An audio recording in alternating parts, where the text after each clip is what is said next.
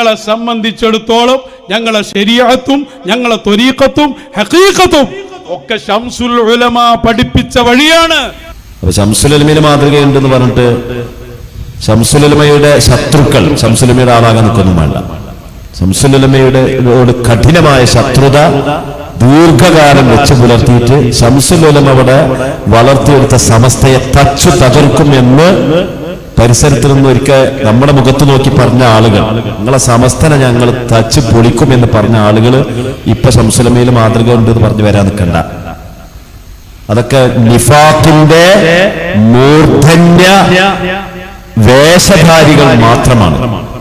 കാപട്യം ഖൽബിൽ ഉറച്ച് നിറച്ച് വെക്കുന്ന ആളുകളുടെ ദീർഘകാല പ്രഘോഷണങ്ങൾ മാത്രമായിട്ട് അതിനെ ബുദ്ധിയുള്ള മനുഷ്യന്മാർ കാണുന്നുള്ളൂ. അത്ര